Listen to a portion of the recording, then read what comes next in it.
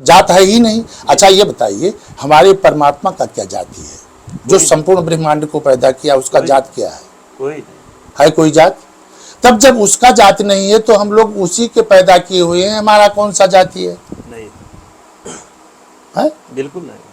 तो कोई ओबी में बैठा है, कहीं पहाड़ में बैठा है, नदी में बैठा है, जल स्तंभी किए बैठा है, वो भैंस चरा रहा है, कोई सुअर चला रहा है। क्या वो सुअर चला रहा है वो भजन नहीं करता? आप स्वयं भगवान बन करके मेरी परीक्षाएं ले रहे हैं, प्रश्न करते हैं, मैं आपका सेवक बन करके आपको उत्तर देता हूँ। नहीं नहीं, आप सेवक नहीं है, मैं तो आपके चरणों का दास हूँ। देखिए, अब हम ये थोड़ी सोचते हैं कि आप आए हैं, कहाँ से आए हैं। आप तो ना जाने किस फेस में नारायण मिल जाए, आप ही आकर के बैठे हैं। यही तो पहचानना है, यही देखना है, यही पहचान करनी है कि आप हैं। महाराज जी, रथ पे चलते समय कितना आनंद आता है आपको? बहुत आनंद आता है कि ये मानव जीवन धन्य है जी। हाँ, आज हम रथ पर बैठ लिए, ऐसी भावना होती है। ये रथ प्रभु के महापुरुषों के ये रथ हैं। कहीं पर बैठ करके अपने उस दिव्य तत्व का चिंतन करें और इस संसार के कल्याण हेतु लोग चलें। और इसको हम तो ये चाहते हैं पूरे भारत में जितने संत हैं, जितने महात्मा हैं, सब लोग निकल कर और इस समाज के शुद्धिकरण के लिए आत्मा चैतन्य ब्रह्म को याद दिलाएं और काम क्रोध रूपी ऐसे अज्ञानताओं को नष्ट किया जाए अपने आप स्वयं में। हाँ, हम आपका नहीं नष्ट कर सकते, लेकिन अगर आप में ज्ञान विचार ईश्वर ने दे दिया तो आप में अवश्य ऑटोमेटिक खत्म हो जाए। राधे राधे दोस्तों, गुरु ज्ञान गौरव यूट्यूब चैनल से आपका भाई उमेश यादव।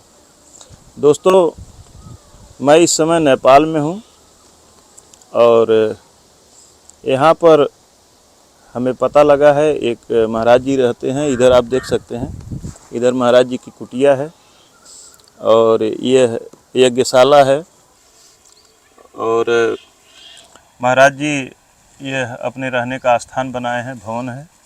और दोस्तों, आप देख सकते हैं यहाँ एक रथ खड़ी है।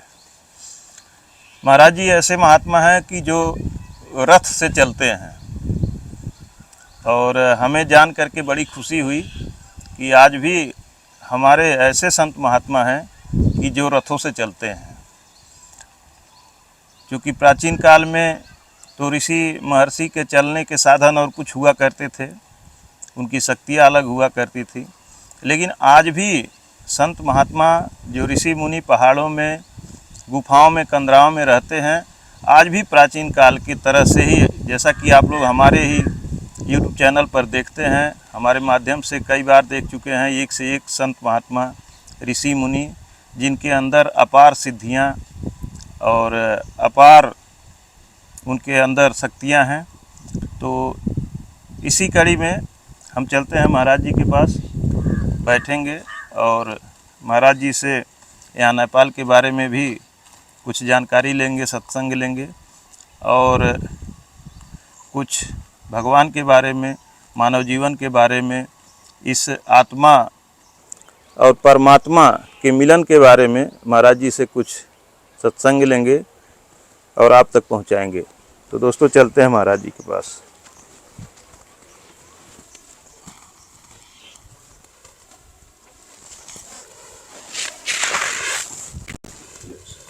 महाराज जी, महाराज जी, इसमें कुछ सामान है जो आपको सेवा स्वरूप ले आए हैं श्रद्धा से।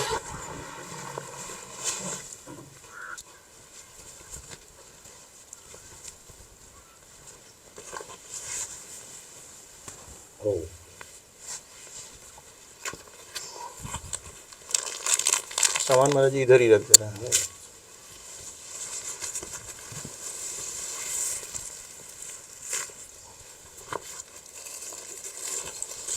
आप सब बहुत दूर से चले। जी महाराज जी, ये भगवान की कृपा, तो ये आत्माओं का दर्शन, बहुत बड़ी परमात्मा ही सब कुछ, ये अखिल ब्रह्मांड परमात्मा का स्वरूप है। और इसमें जितने प्राणी मात्र हैं, जीव मात्र, सभी भगवान के स्वरूप हैं। और हम सब लोग जो आए हुए हैं यहाँ पर, ये परमात्मा की कृपा से हम लोग आए हुए हैं। जी। और परमात्मा महाराज जी सब दक्षिणा सब। तो हमारी प्रार्थना ये है जी विश्व से और भारतवर्ष, हमारे जो ऋषि मुनि का ये मातृभूमि है, जी यहाँ सभी महान तेजस्वी आत्माओं से यही प्रार्थना है जी कि हम सब अपने की पहचान करें, मैं कौन हूँ। अब आप आए हुए हैं,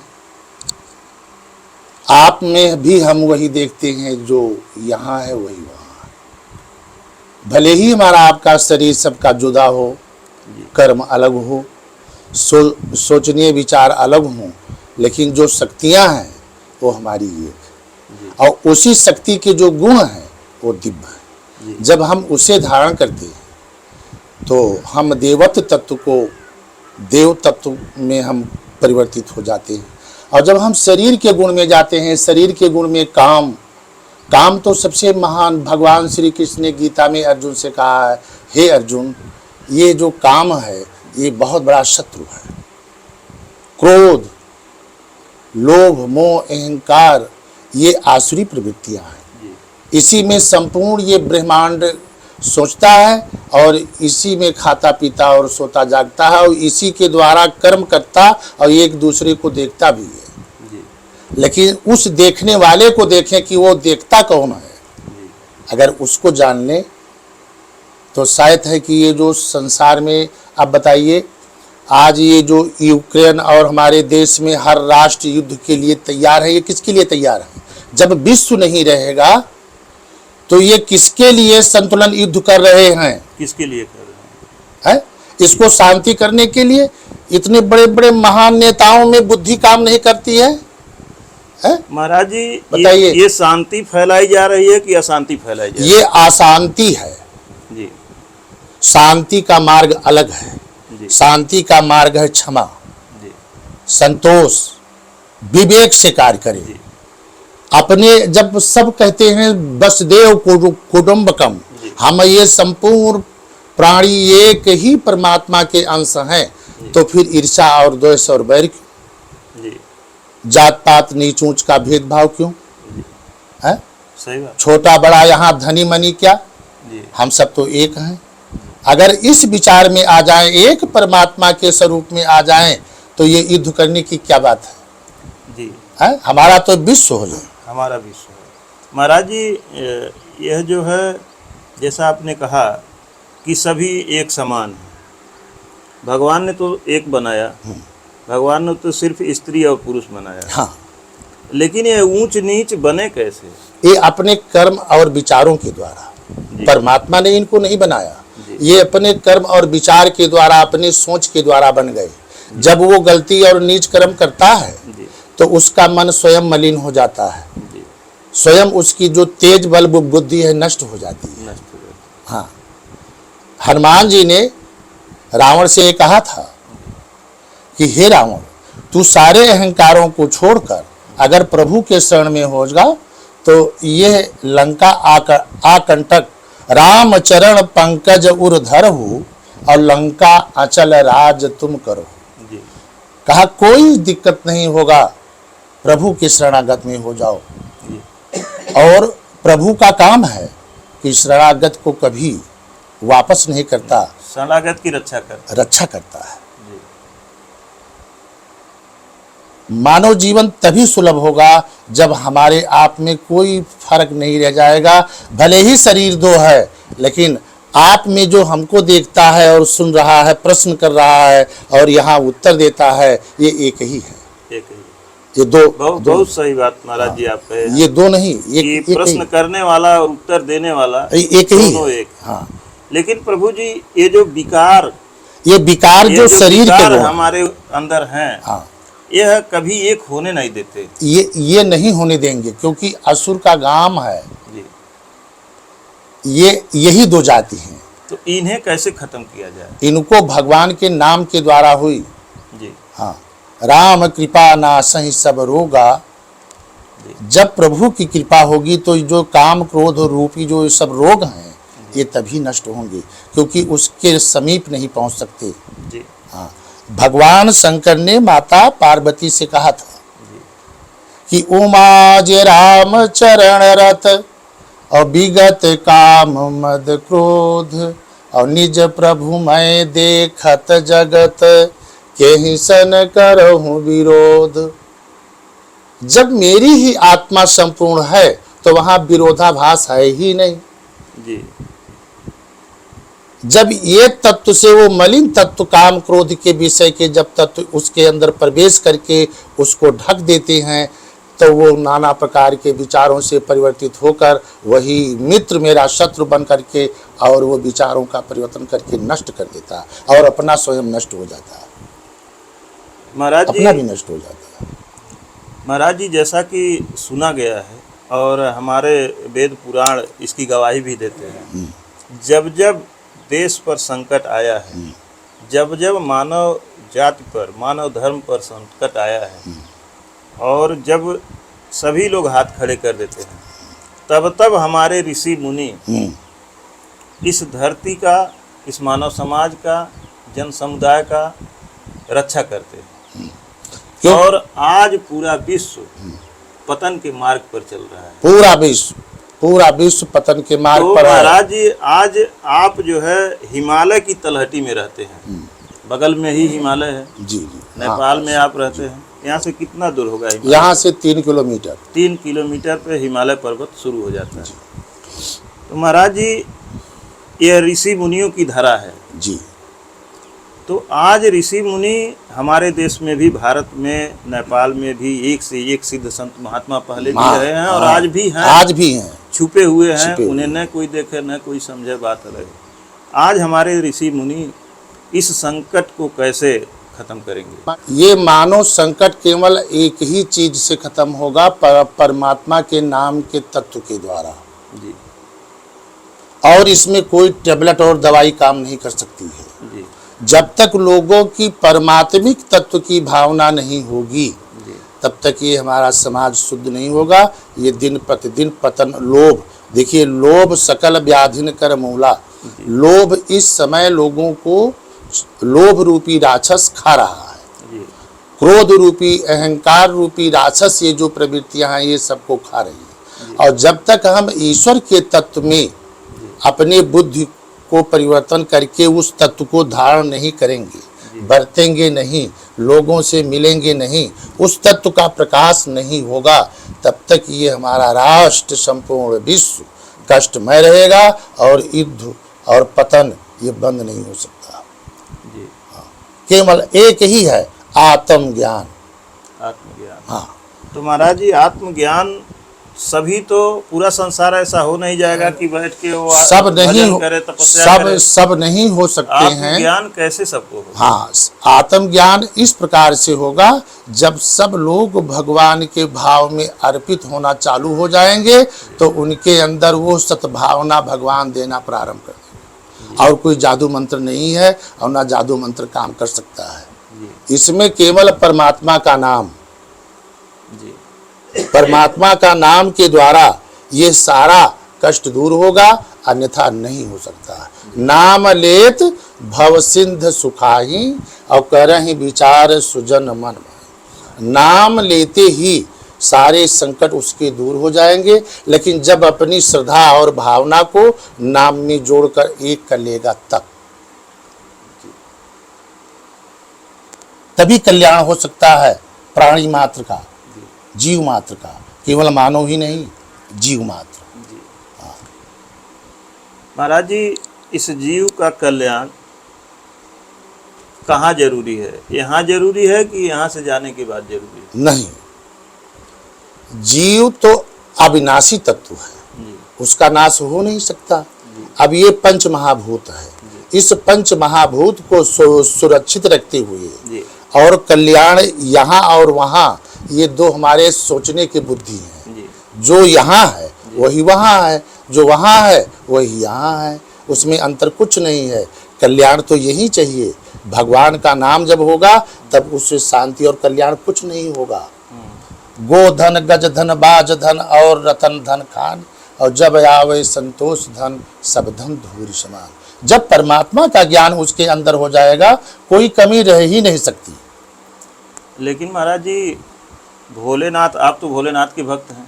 हाँ, हम भोलेनाथ के तो कहे हैं कि उमा कहूँ मैं अनुभव अपना, हाँ, सति हर भजन जगत सब सपना। हाँ, तो वो तो कहे हैं कि ये जगत जो है यहाँ जो भी है सब सपना है। हाँ, यहाँ पर जितना चीज आप देखते हैं ये सभी स्वप्न होता है जी, वो सही कहे हैं।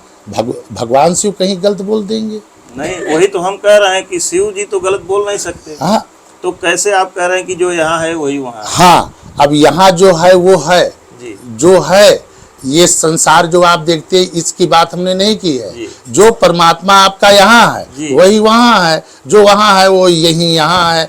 अब ये संसार के जो संसार देखते हैं ये कर्म के ऊपर आधारित है जी, ये कर्म के ऊपर है, लेकिन जो आत्मा है जो यहाँ है यही वहाँ है। आत्मा तो हर जगह है। हर जगह है। आत्मा तो अलग हो नहीं सकती। हाँ, वो तो एकदम आप बिल्कुल सत्य कहें। तो बस अब इसी से कल्याण होगा और नहीं हो सकता, केवल नाम के प्रताप से। हाँ, प्रभु के नाम के प्रताप से। जी। अच्छा महाराज जी, प्रभु के नाम के प्रताप से, प्रभु के भजन से ही कल्याण होगा। लेकिन जिनको मजबूरी है, समय नहीं मिल पाता, जैसे एक घड़ी आधी घड़ी लव मात्र अगर वो चिंतन कर दिया, हाँ राम कह दिया और प्रभु को समर्पित कर दिया, तो उसके कष्ट को भगवान हर लेते हैं, उसकी भी सहायता करते हैं, उसका भी ज्ञान उस तत्व को प्राप्त होता है। कोई ये बात नहीं है कि जो बैठा हुआ सारा दिन भजन करता है वही करता है। ये किसान भी करते हैं, सब लोग भी भजन करते हैं, प्रभु का नाम लेते हैं, लेकिन नाम लेने में कुछ अंतर है, उसके समय और भाव को धारण नहीं करते, बस यही बात हो जाती है। जब कष्ट पड़ता है तब तो प्रभु का नाम सब लोग लेते हैं, सब लोग लेते हैं। ये बात। प्रभु जी, अब थोड़ा सा आपके बारे में बात करेंगे। बड़ा अच्छा लगा यहाँ आकर के, जान करके, और आपके रथ को देख करके कि आप रथ से चलते हैं, तो बहुत आनंद आया। पहले तो कुछ देर हम लोग बैठे थे, आपका इंतज़ार कर रहे थे, आप कहीं गए हुए थे। तो रथ से चलने का विचार कब से आया? ये रथ से हम जब घोड़ी हमारे पास थी तब चलते थे। जी, अब जब घोड़ी खत्म हो गई तो रथ खड़ा है। ये संपूर्ण उत्तर प्रदेश में चलने का विचार था कि वो ये तो खैर घोड़ी खत्म हो गई, मर गई, घोड़ी फिर आएगी, फिर खरीदेंगे। आएगी, फिर आएगी। लेकिन हम ये पूछ रहे हैं कि ऐसा क्या भाव आया कि आप सोचे कि एक संत को रथ से चलना चाहिए? नहीं, हमने इस भाव से रथ पर चलने की भावना नहीं की। हम कहा रथ को लेकर के संपूर्ण उत्तर प्रदेश में ऋषि मातृभूमि का दर्शन करते हुए चलेंगे। जी, रथ के ऊपर तो भगवान की फोटो रहेगी। जी, हम अपने चलने के लिए रथ नहीं बनवाया, इसमें भगवान शिवलिंग और राम सीता लक्ष्मण के स्वरूप को रख करके और संपूर्ण उत्तर प्रदेश में हर नगरवासी में, हर गांव में चल करके उन मातृभूमि, उन रहने वाले महान आत्माओं का दर्शन, आशीर्वाद प्राप्त करते हुए हैं। फिर भी बस यही एक लक्ष्य थी और यही एक लक्ष्य है और यही करना है। नहीं, वो तो बाद में आप करते, लेकिन जैसे नेपाल में आप रथ लेके जब निकलते होंगे तो देख करके लोग कैसा अनुभव करते होंगे? आपको कैसा अनुभव होता है कि हम रथ पे सवार होके चल रहे हैं? नहीं, अब रथ पर सवार हम यहाँ पर बहुत कम हुए हैं जी, और चलते हैं तब मैं प्रभु का नाम ले करके कि ये भगवान का रथ है, जी, ठीक, एक सेवक मान करके उस पर बैठते हैं, जी, ठीक।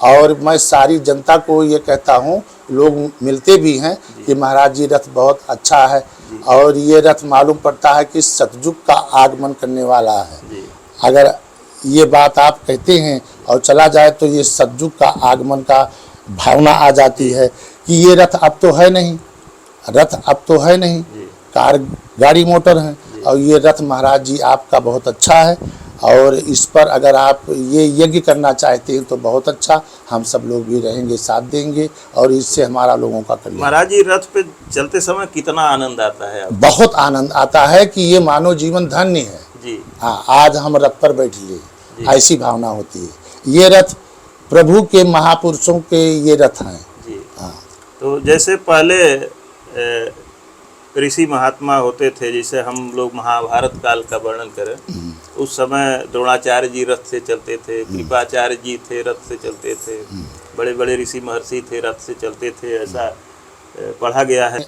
कंधे पर धनुष भी होती थी, हाथ में उनके भाले हुआ करते थे, तलवार हुआ करते थे। वो लोग राजा थे, तो राजा थे, उनके चलने का भावनाएं क्या, कुछ और थी। क्या ऐसा मन में आता है कि नहीं। कभी हम भी धनुष बाण उठाएं, नहीं नहीं तलवार हाथ में नहीं हो? नहीं नहीं नहीं नहीं, राम राम, ये सब हमारा लोगों का काम नहीं जी। है। हम लोग हाथ जोड़ते हुए चलते हैं। जी जी रथ पर बैठते तो हैं जी। लेकिन हाथ जोड़े रहते हैं। जी। तो क्या संदेश देते हैं जनता को? हम जनता को यही संदेश देते हैं कि अपने स्वरूप, अपने परमात्मा, अपने इष्ट का भजन कीजिए, जी नाम लीजिए, माता पिता का सेवा कीजिए, हर आत्मा को अपने आत्मा के स्वरूप में देखिए। यही भगवान का स्वरूप है, ये संपूर्ण ब्रह्मांड भगवान का स्वरूप है। भगवान ने सबको पैदा किया है, जी ठीक। आप सब लोग भी भगवान हैं, जी आप सब भी भगवान हैं। जी। हाँ, सबके अंदर, हर जीव के अंदर, हर कण कण में जब भगवान विद्यमान है, हाँ, तो सब में है तो यही देखना चाहिए कि सबके अंदर भगवान है। भगवान। लेकिन ये भावना नहीं होती है कि हम भी धनुष बाण लें, तलवार लें। ये पोजीशन हमारा लोगों की भावनाएं नहीं। नहीं, हम इसलिए महाराज जी हम पूछे। हाथ जोड़ते हुए कि ये सब आप लोगों की कृपा है, आप लोग कर रहे हैं, हम चल रहे हैं। जी जी। हम कोई नहीं, सब भगवान की कृपा है। भगवान ही जिस मार्ग पर चलाए, उनकी इच्छा है। अब ये आपका जो दर्शन होता है जी ये उनकी कृपा है। आप स्वयं भगवान बन करके मेरी परीक्षाएं ले रहे हैं, प्रश्न करते हैं, मैं आपका सेवक बन करके आपको उत्तर देता हूँ। नहीं नहीं प्रभु, आप सेवक नहीं है, मैं तो आपके चरणों का दास हूँ। देखिए, अब हम ये थोड़ी सोचते हैं कि आप आए हैं, कहाँ से आए हैं। आप तो ना जाने किस भेष में नारायण मिल जाए, आप ही आकर के बैठे हैं। यही तो पहचानना है, यही देखना है, यही पहचान करनी है कि आप हैं कौन। प्रभु जी, सबसे पहले तो अपने आप को पहचानना है। हाँ, कि मैं कौन हूँ। मैं कौन हूँ। जब अपने की पहचान हो जाएगी तो आपकी पहचान वही है, आप जो यहाँ हर जगह वही बीते बस। तो प्रभु जी, अपने आप को कैसे पहचाना जाए? अपने आप को पहचानने के लिए गुरु भगवान की आवश्यकता पड़ती है, जी। और या उनकी कृपा हो जाती है, आपको स्वयं ज्ञान दे दें। इसको यहाँ रख देते हैं। जी अपने आप को पहचानने के लिए गुरु कृपा के द्वारा होता है। जब तक गुरु की कृपा नहीं होगी, सदगुरु की कृपा नहीं होगी, परमात्मा की, जी क्योंकि सबका सदगुरु परम पिता परमात्मा ही है। वही जब प्रेरणा देता है तो किसी के द्वारा जेहि जाने तेहि देव जनाई, जानत जाने तुम्हें हो जाए। तो बात यही है, सब कुछ जो कुछ है सब परमात्मा की कृपा ही है, और उनके विचार के गुण को धारण करना ही हमारा सबका कर्तव्य है। आसुरी प्रवृत्तियों को त्यागना है, समझना है, बस प्रभु के नाम के द्वारा ही जी। सब आसुरी प्रवृत्तियों को कैसे त्याग मिलेगा? आज देखिए, जन जन के अंदर आसुरी प्रवृत्तियां बढ़ती जा रही हैं, बढ़ती जा रही। लोग रोड किनारे चलिए, देखिए क्या हालत है, बड़ी बुरी हालत है, चलने में भी डर लगता है। डर लगता है। ये मनुष्य को ठीक करने के लिए, ये जब प्रभु की ही कृपा होगी, उन्हीं की जब कृपा होगी, तब उन्हें वो सतबुद्धि दे करके इनको ठीक कर सकते हैं। अन्यथा कोई योग साधना नहीं रह गई। अब केवल प्रभु की कृपा, वही रक्षा कहते हैं तो हो जाए सबका ज्ञान। और अगर उनकी कृपा नहीं है तो हम आप तड़पते रहें तो कुछ भी नहीं हो सकता। जी प्रभु जी, हम थोड़ा संत महात्मा पर भी चर्चा आपसे करना चाहेंगे। संत महात्मा की भी जानकारी आपसे लेना चाहेंगे कि जैसे पहाड़ों में, गुफाओं में आज भी सुना जाता है कि हजारों हजार वर्ष के तपस्वी तपस्या करते हैं। यह कहाँ तक सही है महाराज? ऐसा है कि मैं किसी की शक्तियों का तो तुलना की वर्णन कर नहीं सकता हूँ। कोई पहाड़ में बैठा है, कोई नदी में बैठा है। जहाँ जब भगवान ही सब कुछ करते हैं, परमात्मा ही सब कुछ करते हैं, उसको प्रेरणा देते हैं, बैठाते हैं, कहते हैं एक पत्ता नहीं हिलता है उनके कृपा से। तो उनकी बखान हम क्या करें, वो सभी भगवान के स्वरूप है और जो उनसे करवाते हैं सो करते हैं और सभी ऋषि मुनि हैं। और उसकी व्याख्या मैं क्या करूं कि ये कहाँ तक सत्य है, सभी सत्य है। मैं यही देखता हूं सभी सत्य है, जो लोग करते हैं सभी सत्य है। कहीं पर बैठ करके अपने उस दिव्य तत्व का चिंतन करें और इस संसार के कल्याण हेतु लोग चलें। और इसको हम तो ये चाहते हैं पूरे भारत में जितने संत हैं, जितने महात्मा हैं, सब लोग निकल कर और इस समाज के शुद्धिकरण के लिए आत्मा चैतन्य ब्रह्म को याद दिलाएं और काम क्रोध रूपी ऐसे अज्ञानताओं को नष्ट किया जाए अपने आप स्वयं में। हाँ, हम आपका नहीं नष्ट कर सकते, लेकिन अगर आप में ज्ञान विचार ईश्वर ने दे दिया तो आप में अवश्य ऑटोमेटिक खत्म हो जाए। प्रभु बिल्कुल करेंगे। संत महात्मा अगर इस पे आ जाएं, लोगों को अच्छा संदेश देना शुरू करें, अच्छा तो संदेश, उनकी बातों आज भी संत महात्मा दिशा दिखाते हैं, हाँ, रास्ता दिखाते हैं लोगों को और लोग अनुसरण करते हैं, उनके बताए हुए मार्ग पर चलते हैं। हाँ, चलते हैं तो वो शुद्ध हैं जी, जो चलते हैं वो ठीक है। लेकिन अगर संत महात्मा इस पे आ जाएंगे, जात पात पे, संत कभी या जात ऊंच पर नीच नहीं पे होता। जब वो वक्तव्य देना शुरू करेंगे तब तो बुराई फैलेगी। संत जात पर जात है ही नहीं। अच्छा ये बताइए, हमारे परमात्मा का क्या जाति है? जो संपूर्ण ब्रह्मांड को पैदा किया उसका जात क्या है? कोई नहीं है कोई जात? तब जब उसका जात नहीं है तो हम लोग उसी के पैदा किए हुए हैं, हमारा कौन सा जाति है? नहीं है? बिल्कुल नहीं।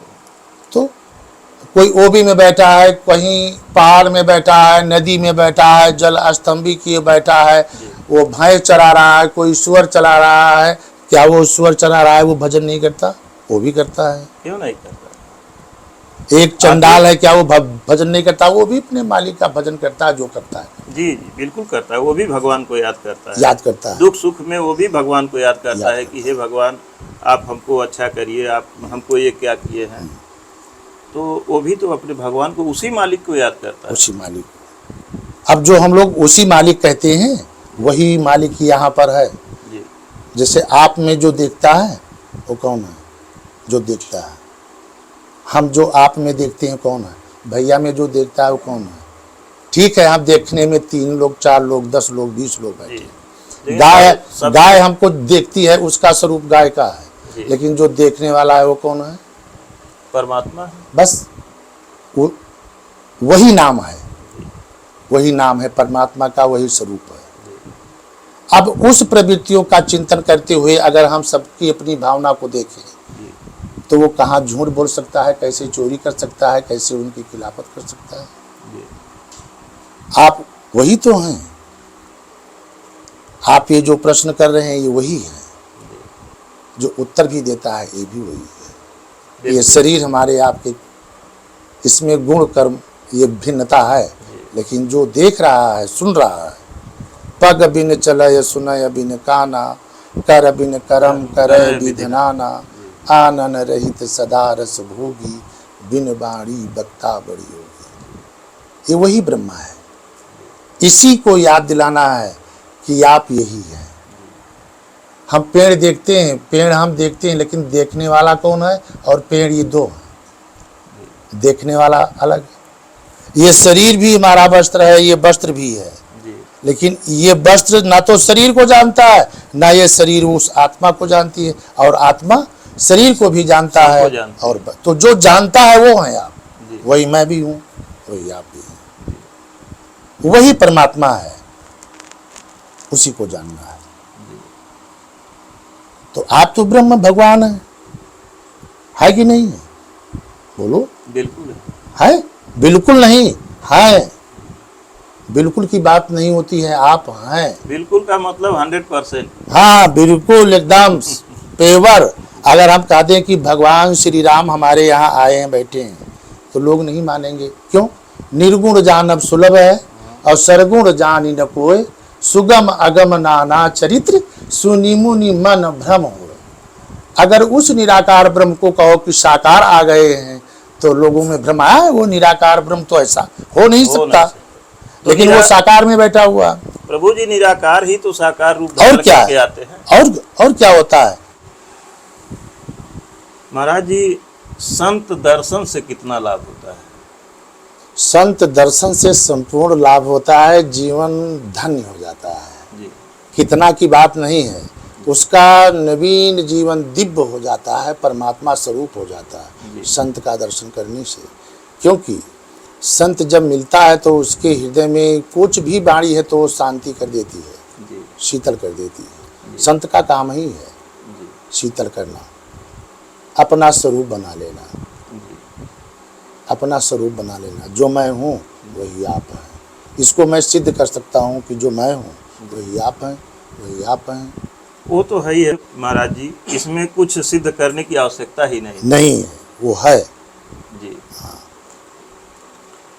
ठीक है प्रभु जी, बड़ा अच्छा लगा, आपका दर्शन मिला और आपके बहुत अच्छा दर्शन। सत्संग आपका लगा।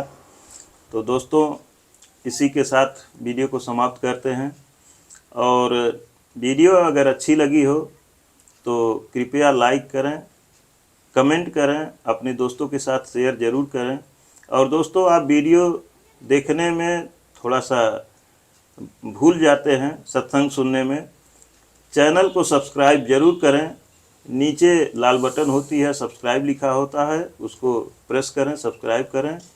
बगल में आल की घंटी होती है, उसको प्रेस करें, ताकि जो भी वीडियो पड़े वो सबसे पहले आपके पास पहुंचे।